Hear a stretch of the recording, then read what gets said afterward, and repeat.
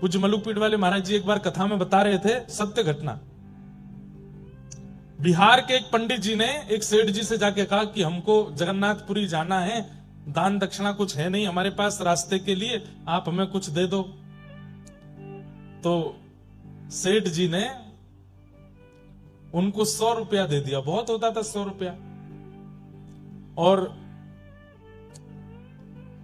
महात्मा जी से कह दिया कि ये 11 रुपए तो आपके आने जाने में खर्च होंगे, 5-6 रुपए में आपको प्रसाद वरसाद हो जाएगा, बाकी का जो बचेगा लगभग 80 रुपया ये श्री जगन्नाथ जी के मंदिर में चढ़ा देना हमारी तरफ से। तो ठीक है। महात्मा गए, जगन्नाथपुरी पहुंच करके उन्होंने खूब सुंदर सेवा करी, संत जनों को खूब प्रसाद पवाया, प्रसाद पवा के भंडारा आदि करा करके अंत में 11 रुपया बचा, 11 रुपया मंदिर में चढ़ा दिया। अब सेठ जी बोले मैं सेठ जी को जाके बता दूंगा कि भाई हम 80 तो नहीं चढ़ा पाए, 11 बचे तो 11 चढ़ा दिए।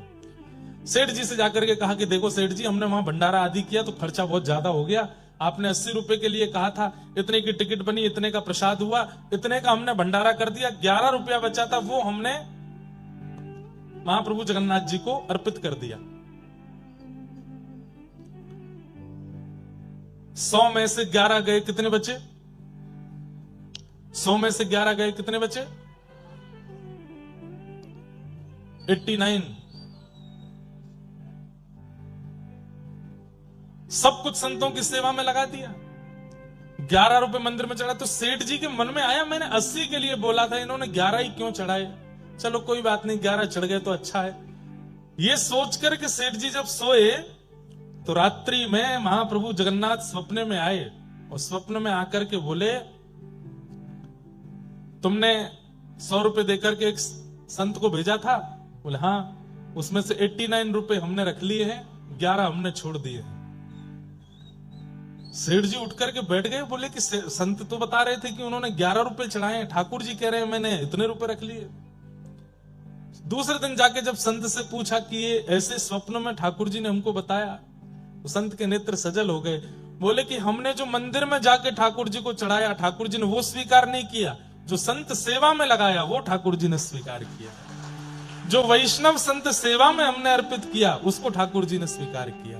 जो गोलक में जाके चढ़ा के आए, ठाकुर जी के आगे रख के आए, वो ठाकुर जी ने स्वीकार नहीं किया। इसका मतलब ये नहीं कि आप भी मत चढ़ाओ, चढ़ाओ, मंदिर की प्रशासन की व्यवस्था के लिए तो चढ़ाओ, लेकिन उससे ज्यादा साधु सेवा, संत सेवा, वैष्णव सेवा। तो नरसिंह मेहता जी ने भी वही किया, संतों को पवा दिया और कहा द्वारिकाधीश हमने 700 सोने की मोहर भेज दी आपके पास, अब मेरी लाज रखना। संतों को हुंडी देकर के भेज दिया लिख करके। संत जन द्वारिका पहुंचे, वहां जाके ढूंढने लगे सांवलिया सेठ कहां है, कहीं नहीं मिले। पूरी द्वारिका छान मारी, कोई सांवलिया सेठ नहीं। आधी रात जब हुई, संत जन जब रोने लगे गोमती तट पे जाकर के, आहा, अब हम भक्तमाल जी रखी नहीं है, नहीं तो मैं वो छप्पे पढ़ के सुनाता, इतना सुंदर है। श्री प्रियादास जी ने इतनी सुंदर टीका करी है, कैसी सुंदर पाग बांध करके घुंघराले केश में श्री ठाकुर जी हाथ में छड़ी लेकर के, जूती पहन करके, श्रेष्ठ वस्त्र पहन करके, गले में सुंदर हार पहन के, हीरे दमकाते हुए अदब से चलते हुए आ रहे हैं। अरे भैया, हमारे सेठ श्री नरसिंह मेहता जी ने किसी को हुंडी लेकर के भेजा है क्या? जैसी नरसिंह मेहता का नाम सुना संत जन उठ गए, बोले भैया तुम कौन? बोले हम सांवरिया सेठ। आहा, दर्शन करके सब नतमस्तक हो गए। हुंडी जैसे ही, वो लिखी हुई हुंडी जैसे ही थी, पढ़ करके ठाकुर जी ने अपने सिर से लगाया और कहा कि महाराज आप लोग कितने भाग्यशाली हैं। बोले क्यों? हमारे नरसिंह जी के दर्शन करके आए हो। बोले नरसिंह जी देखने में तो बड़े सामान्य लगते हैं और आप उनके सेवक हो, आप इतने अद्भुत लगते हो। बोले मेरे जैसे सेवक हजारों हैं उनके, नरसिंह जी तो बड़े अद्भुत हैं। 700 सोने की मोहर तुरंत पकड़ा दी। बोले ये 700 सोने की मोहर तो आपकी जो आपने दी थी वो है, इसके अलावा आप मेरे सेठ जी के यहां से आए हो तो मैं कोई कमी नहीं छोड़ना चाहता। लेकर के गए सोने की थाली में भोजन, खूब सुंदर सुंदर पकवान पवाए, संत सेवा कराई, खूब दक्षिणा ऊपर से प्रदान कर दी।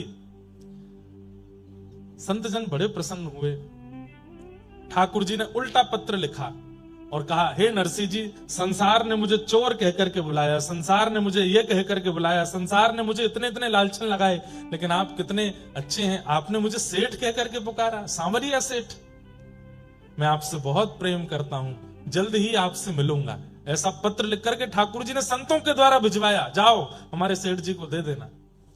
नरसिंह मेहता के पास जैसे संत पहुंचे, नरसिंह मेहता बोले अब पिटाई होगी। क्यों? इनको 700 सोने की मोहर मिली नहीं होगी द्वारिका में, तभी मारने आए हैं मुझे। लौट करके संत जन आए, नरसिंह मेहता बोले, भगवान मुझे क्षमा कर दो। बोले क्यों, आपको मोहर मिल गई? बोले 700 सोने की मोहर तो मिल गई, हमारा संत वो भी हो गया, ऊपर से तुम्हारे वो सेवक ने इतनी दक्षिणा दी हमको, सोने की थाली, सोने की कटोरी, सोने की चम्मच, अरे सब कुछ प्रदान किया। अरे नरसिंह मेहता जी, तुम्हारा वो सेवक इतना सुंदर था, क्या बताएं उसके रूप की। सफेद धोती, सफेद अचकन, सफेद पगड़ी, सफेद बेंत, ऐसी सुंदर उसकी जूती। नेत्र तो कहते ही बनते, कमल जैसे नेत्र थे। आहा, जब बोलता था तो ऐसा लगता था जैसे मानो पुष्प बरस रहे हों। एक बार उसने हमारा स्पर्श भी किया था, क्या बताएं, उसका स्पर्श पाके तो हम धन्य हो गए। अरे नरसिंह जी, कैसा सुंदर सेवक है आपका, हमको ऐसा सेवक मिलता तो हम तो अपने पास ही रखते, अपने से दूर जाने नहीं देते। नरसिंह जी बोले, पता नहीं किसकी बात कर रहे हैं, समझ में तो आ रहा था ठाकुर जी ने कुछ तो लीला करी होगी। अच्छा, तुम्हारे सेवक ने ये पत्र लिख करके भेजा। जैसे ही पत्र पढ़ा नरसिंह मेहता ने और अंत में पढ़ा कि मैं तुमसे बहुत प्रेम करता हूं, जल्दी मिलूंगा, ये पढ़ करके नरसिंह मेहता तो रोने लगे। ईर्ष्यालु देखते रह गए, और यहां ठाकुर जी ने नरसिंह मेहता पर कृपा कर दी। इसलिए बंधुओं, कोई दोष जीवन में आ जाए चलेगा, आपके अंदर काम है कोई बात नहीं, कथा सुनना शुरू करो, नाम जप करना शुरू करो, नष्ट हो जाएगा। क्रोध है धीरे धीरे वो भी शांत हो जाएगा, मोह है वो भी धीरे धीरे चला जाएगा, लोभ है धीरे धीरे वो भी नष्ट हो जाएगा। कथाएं आदि सुनना शुरू कर दो, सत्संग करो। लेकिन ईर्ष्या है तो मेहनत ज्यादा करनी पड़ेगी, क्योंकि ईर्ष्या ठाकुर जी को प्रिय नहीं है। और दुर्भाग्य की बात है कि ईर्ष्या लगभग मानवों के अंदर होती है, लगभग। अभी कोई आपसे ज्यादा सुंदर कपड़े पहन के आ जाए, हो जाएगी ईर्ष्या। हम कथा में इतने साधारण बन के आ रहे हैं, ये इतना बढ़िया पहन के आ रहा है। हमसे बढ़िया कोई खाने लगे, कमाने लगे, हमसे बढ़िया कोई कुछ प्राप्त कर ले, हमसे बढ़िया घर बना ले, हमसे बढ़िया बच्चे हो जाएं, सब में ईर्ष्या हमारे चित्त में आती है। ईर्ष्या ये कष्ट का कारण। अरे आप लोग तो संसार की बात कर रहे हैं, हम व्यासपीठ में बैठ के कथा करते हैं, कथा करने वालों से ईर्ष्या हो जाती है लोगों को। ऐसी ऐसी ईर्ष्या के लोग हैं। लेकिन ईर्ष्यालु व्यक्ति इस बात को प्रमाण दे रहा है कि मैं कभी ठाकुर जी से नहीं मिल पाऊंगा, इसलिए वो ईर्ष्या को प्रधानता दे रहा है। इसलिए हमारी प्रार्थना, ईर्ष्या चित्त में मत लाइए। निर्मत्सराणाम सताम वैद्यम वास्तवमत्र वस्तु शिवदम तापत्रयोन्मूलनम श्रीमद्भागवते महामुनि कृते किंबा परैरीश्वरः सद्यो हृद्यवरुध्यते त्रिकृतिभिः शुश्रूषुभिस्तत्क्षणात्। श्रीमद् भागवत की कथा कैसी है? ठाकुर जी से संबंध कराती है, ठाकुर जी से कोई ना कोई संबंध कराती है। बंधुओं, ठाकुर जी से संबंध होना या ठाकुर जी के जनों से संबंध होना, ये दोनों ही कृपा की बात है। आप ठाकुर जी से संबंध नहीं बना पा रहे हो तो ठाकुर जी के जनों से संबंध बनाओ, ठाकुर जी के जनों को ही अपना मान लो, ठाकुर जी के जनों से संबंध बनाओ। आहा, अब कोई हमसे गुरु जी कहे, महाराज जी कहे, पंडित जी कहे, इंद्रेश जी कहे, समझ में आती है। एक बार एक कथा में एक बालक बोला, जीजा जी। मैंने कि यार ये क्या बोल रहे हो? अरे महाराज जी, किशोरी जी हमारी बहन हैं और श्री लाल जी हमारे जीजा जी हैं, आप वृंदावन वासी हो, लाल जी के सखा हो, तो आप भी हमारे जीजा जी। मैंने कि बहुत बढ़िया। हमने कि साले साहब सेवा करने आ जाना। एक जगह और अद्भुत हुआ, नाथ द्वारा दर्शन करने के लिए मैं गया, तो वहां जैसे मैं पहुंचा तो एक बालक मुझसे बोला, नाना जी प्रणाम। मैंने कि यार तेने नाना जी कही मुझसे? बोले कि हाँ महाराज जी, मेरी माता जी रोज आपकी कथा सुनती हैं, तो उन्होंने विचार किया कि मेरी गुरु भावना तो बन नहीं पा रही है, तो मैं इनको पिता मान लेती हूं अपना। जय हो महाराज जी। श्री वृंदावन बिहारी लाल की, श्री राधा रमण लाल की, श्री राधा रसिक बिहारी लाल की, श्री जटेरी धाम की, स्वामी श्री हरदास जी महाराज की जय। जय श्री राधे जय। तो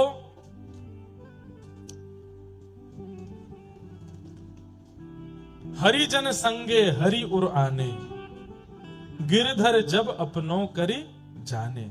सब लोग इधर देखो, ध्यान से सुनो।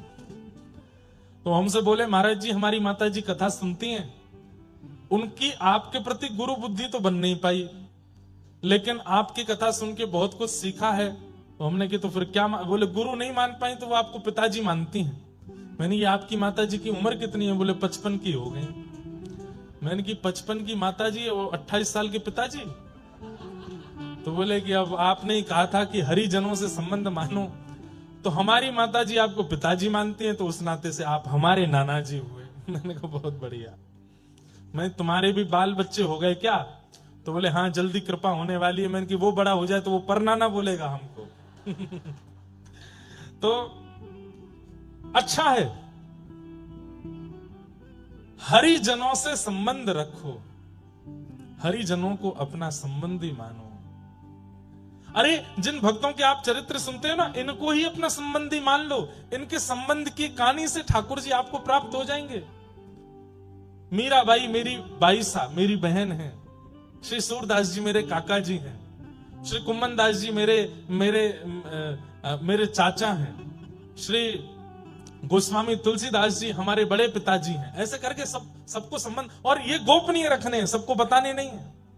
इन सबसे संबंध, भक्तों से संबंध बना लिया जाए तो फिर ठाकुर जी आपसे संबंध बनाएंगे। आपको ठाकुर जी से नहीं बनाना पड़ेगा। अभी आप कहते हो ठाकुर जी आप मेरे लाला हो, ठाकुर जी आप मेरे पति हो, ठाकुर जी आप मेरे ये हो, आप कह रहे हो, ठाकुर जी मान रहे हैं कि नहीं इसका नहीं पता। ठाकुर जी माने उसका पता कैसे चलेगा? तो बोले भक्तों से संबंध बनाओ। भक्तों से आपका संबंध बन गया तो ठाकुर जी आपसे संबंध बनाएंगे, ठाकुर जी आपको अपना कुछ बनाएंगे। वैद्यम वास्तव मत्र वस्तु शिवदम, श्रीमद् भागवत ठाकुर जी के प्रति संबंध को प्रगाढ़ करती है, कल्याणकारी संबंध कराती है। तापत्रयोन्मूलनम, तथा सुनने वाले को फिर जीवन में कभी कष्ट का अनुभव नहीं होता। श्रीमद् भागवते महामुनि कृते किंबा परिरीश्वरः, सद्यो हृदयवरुध्यते त्रिकृतिभिः शुश्रूषुभिस्तत्क्षणात्। ऐसी भागवत की कथा को हम बारंबार प्रणाम करते हैं, बारंबार वंदन करते हैं। नैमिषारण्य क्षेत्र में 88,000 सोनिकादि ऋषियों ने सूत जी से 6 प्रश्न किए, और इन्हीं 6 प्रश्नों के उत्तर में सूत जी कथा कहना प्रारंभ करते हैं। अनेक विषयों का उत्तर देते हुए श्री सूत जी महाराज ने भागवत की रचना का प्रसंग बताया। बहुत ध्यान से सुनिएगा। श्री वेदव्यास जी महाराज ने 4 वेदों की रचना की, महाभारत की रचना की, 18 उपपुराण, 17 महापुराणों की रचना की। तब भी मन को शांति नहीं मिली। तब नारद जी महाराज की कृपा से उन्होंने श्रीमद् भागवत को रचना कार्य किया। नारद जी महाराज ने जाकर के कहा कि भगवान के प्रभाव नहीं, भगवान के स्वभाव का वर्णन करो, तब मन को शांति मिलेगी। तब श्रीमद् भागवत की रचना हुई।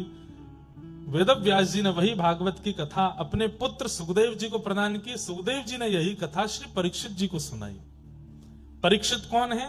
पांडवों के वंशधर। इन परीक्षित जी को 7 दिन में मरने का श्राप लगा। सौनकादि ऋषियों ने पूछा ऐसा क्या हुआ कि इनको 7 दिन में मरने का श्राप लगा? तो यहां महाभारत का थोड़ा प्रसंग सुनाया गया। पाहि पाहि महायोगिन देव देव जगतपते, नान्यम तद्भयं पश्ये यत्र मृत्यु परस्परम। बहुत सावधानी से सुनो। उत्तरा के गर्भस्थ शिशु बालक को बचाना,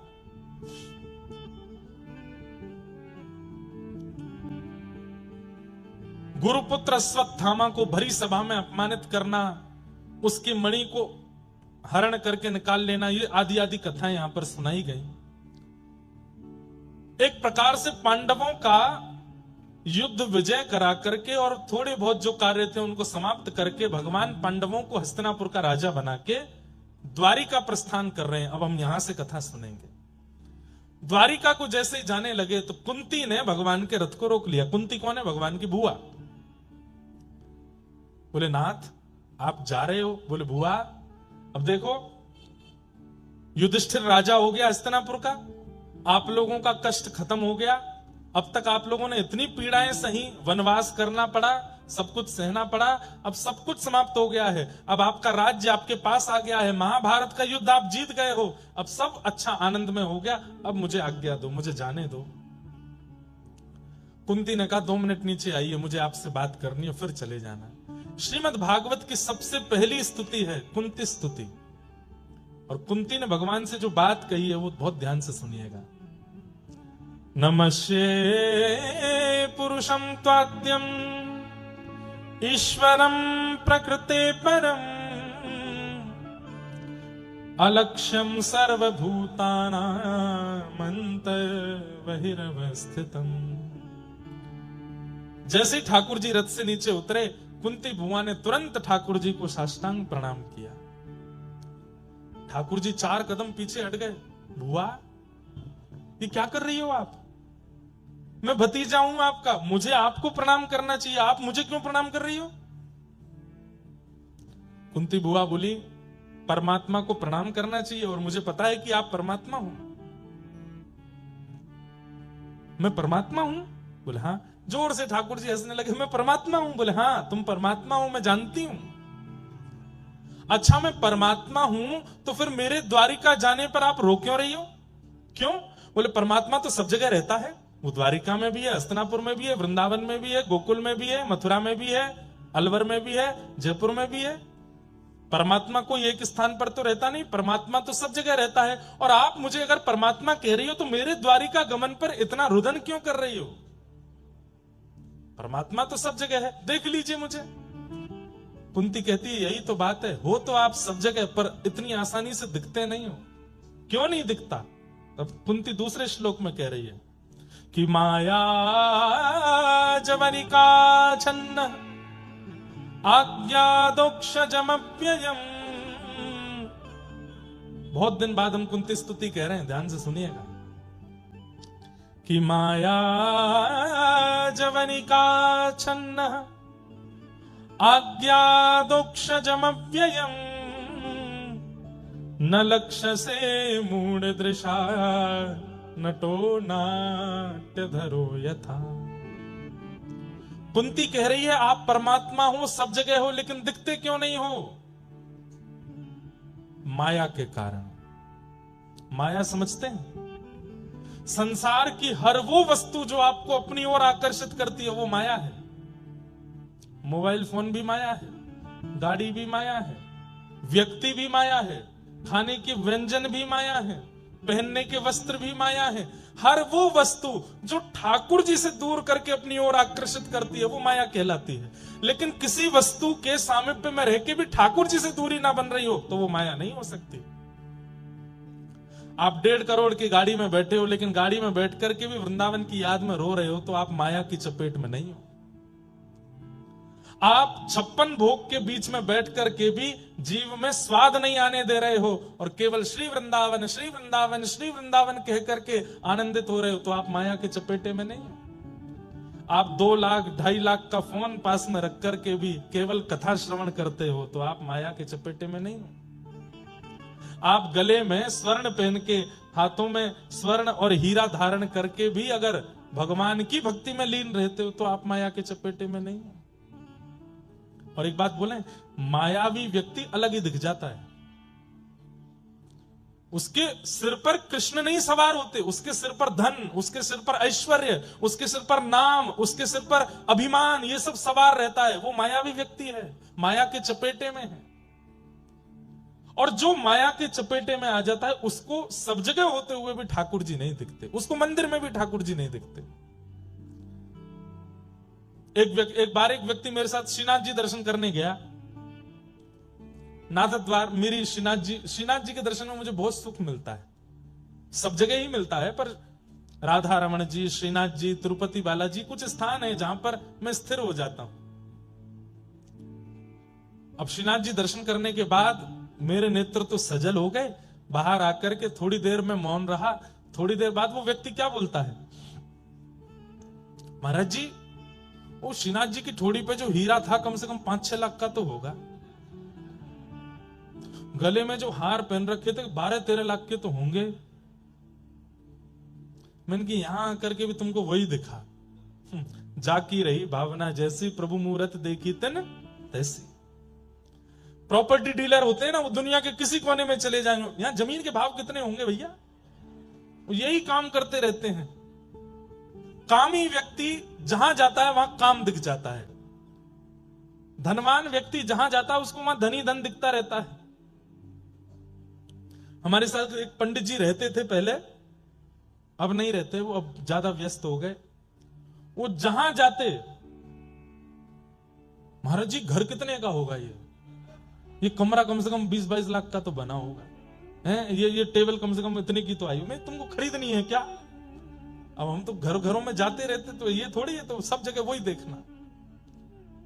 कई लोगों को देखा गया, वो कथा में आकर के भी कथा नहीं सुनते, वो कथा में आकर यहाँ पे ये कमी है, यहाँ पे ये कमी है, व्यास जी भजन ही नहीं गा रहे हैं, 1.5 घंटा हो गया है, कोई चुटकुल्ला नहीं सुना रहे हैं, तो ठाका मार के हंसे नहीं, कोई टोना टोटका तो बताते ही नहीं है। जीवन में संकट चल रहे हो, उनसे कैसे निवृत्ति की जाए, कुछ तो बताओ। भावना जैसी होती है, परिस्थिति वैसी अनुभव देने लगती है।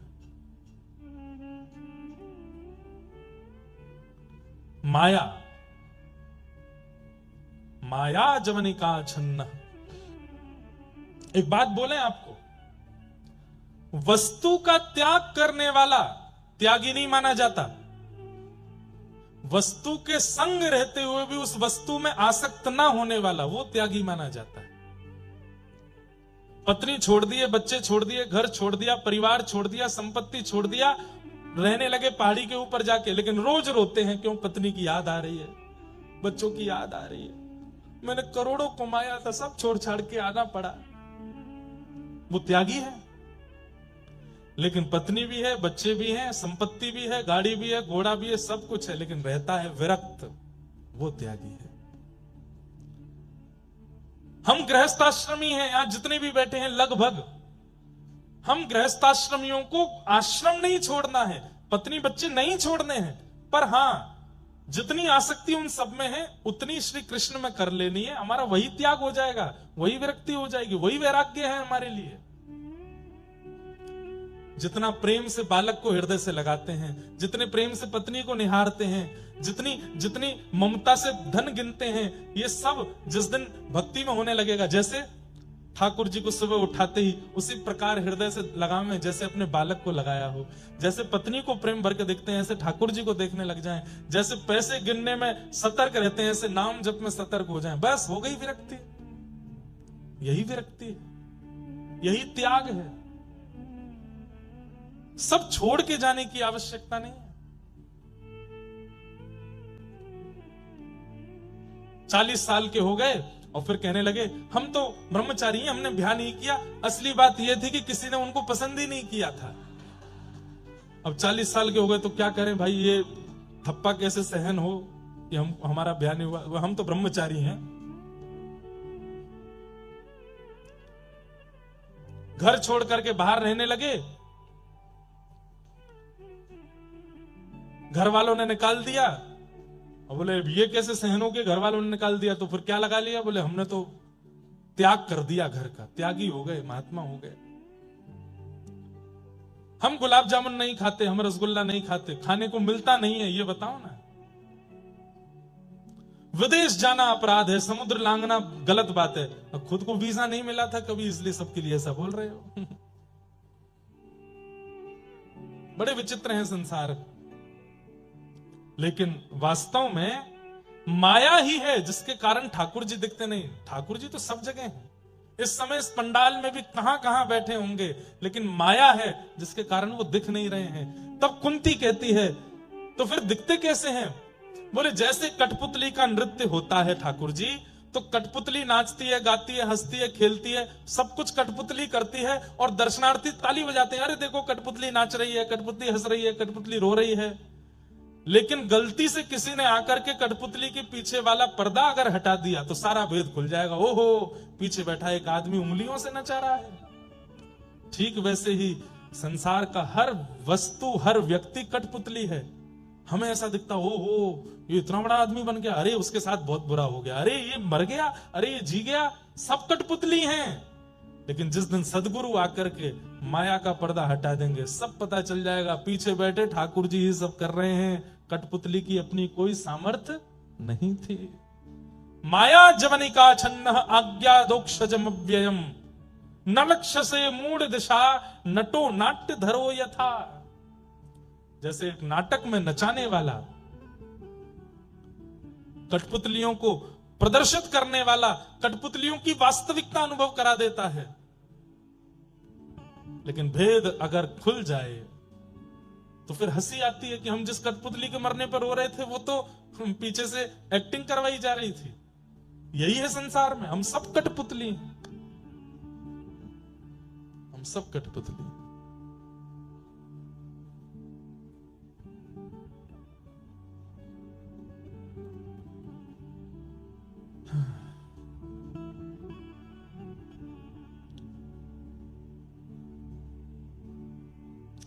जैसे राखो तैसे रहूं, जैसे राखो तैसे रहूं।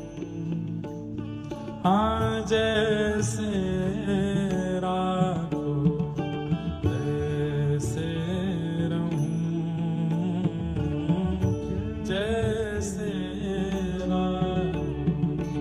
नाथ आप जैसे चाहोगे हम वैसे नहीं। मारा गिरधर लाल थारो नचायो नाचूं रे। मारा गिरधर लाल थारो नचायो। जैसे आप नचाओगे नाचेंगे नाथ, जैसे आप रखना चाहो रहेंगे ना। आओ भाव से गा लो। मारा गिरधर लाल थारो नचायो नाचूं रे। मारा गिरधर लाल थारो नचायो नाचूं रे। ओ मैं तो थारो नचायो नाचूं, ओ मैं तो थारो मैं तो थारो नचायो नाचूं, थारो नचायो नाचूं। मारा नट राजा थारो नचायो नाचूं रे। मारा नट राजा थारो नचायो नाचूं रे। मारा गिरधर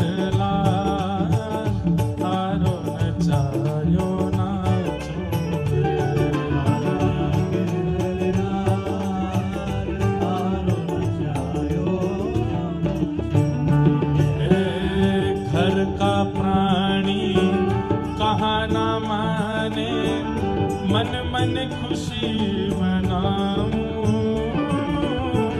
घर का भाई कहाँ न माने, मन मन खुशी भाव से।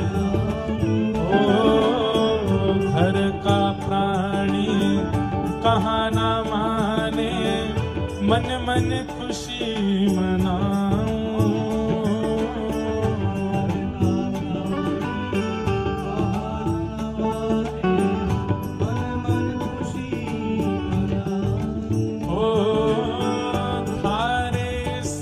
मंगल विधान में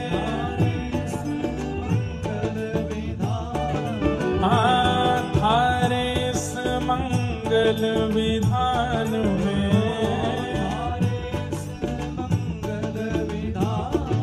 मैं काहे टांग अड़ाऊं अड़ाऊं मारा गिरधार